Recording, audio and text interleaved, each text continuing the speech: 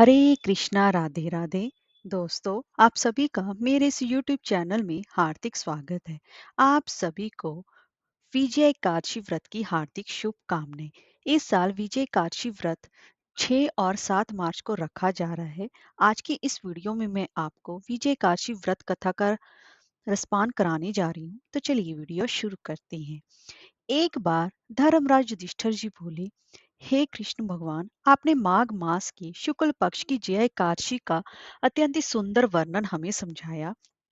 अब आप फाल्गुन मास के कृष्ण पक्ष की एकादशी का क्या नाम है तथा उसकी विधि क्या है, कृपया करके वो भी सभी हमें बताइए।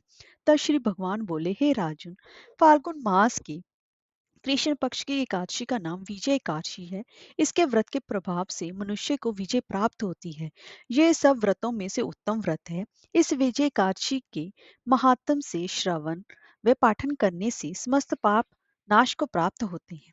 भयंकर शत्रुओं से जब आप घिरे हों और पराजय सामने खड़ी हो, उस विकट स्थिति में विजय नाम की एकादशी आपको विजय दिलाने की क्षमता रखती है।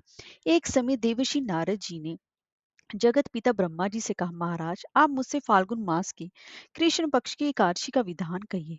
तब ब्रह्मा जी कहने लगे कि हे नारद, विजय एकादशी का व्रत पुराने तथा नए पापों का नाश करने वाला है। इस विजय एकादशी की विधि मैंने आज तक कभी किसी से भी नहीं कही है। ये समस्त मनुष्यों को विजय प्रदान करती है। त्रेता युग में मर्यादा पुरुषोत्तम श्री रामचंद्र जी, जो कि विष्णु जी के अंश अवतार थे, जब उनको 14 वर्ष का वनवास हो गया, तब वे लक्ष्मण तथा माता सीता जी सहित पंचवटी में निवास करने लगे। वहां पर दुष्ट रावण ने जब सीता जी का हरण किया, तब इस समाचार से श्री रामचंद्र जी तथा लक्ष्मण अत्यंत ही व्याकुल हुए और सीता जी की खोज में चल दिए। घूमते घूमते जब वे मरण सन जटायु जी के पास पहुंचे, तो जटायु उन्हें सीता जी का वृतांत सुनाकर स्वर्ग लोक चला गया। कुछ आगे जाकर उनकी सुग्रीव जी से मित्रता हुई और बाली का वध किया। हनुमान जी ने लंका में जाकर सीता जी का पता लगाया और उनसे श्री रामचंद्र जी और सुग्रीव की मित्रता का वर्णन किया। वहां से लौटकर हनुमान जी ने भगवान राम जी के पास आकर सब समाचार कहा। श्री रामचंद्र जी ने वानर सेना सहित सुग्रीव जी की संपत्ति से लंका को प्रस्थान किया। जब श्री रामचंद्र जी समुद्र के किनारे पहुंचे, तब उन्होंने मगरमच्छ आदि से युक्त उस अगाध समुद्र को देखकर लक्ष्मण जी से कहा कि इस समुद्र को हम किस प्रकार से पार करेंगे।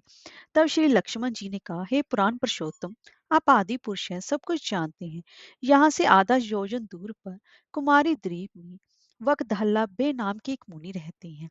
उन्होंने अनेक का ही ब्रह्मा देखे हैं।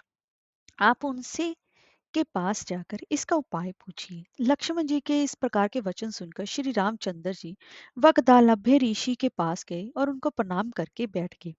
मुनि ने भी उनको मनुष्य रूप धारण किए हुए पुराण पुरुषोत्तम समझकर उनसे पूछा कि हे राम, आपका कैसे आना हुआ। श्री रामचंद्र जी कहने लगे कि हे ऋषि, मैं अपनी सेना सहित यहाँ आया हूँ और राक्षसों की जीतने के लिए लंका जा रहा हूँ। आप कृपा करके समुद्र पार करने का कोई उपाय बताइए। मैं इसी कारण आपके पास आया हूँ।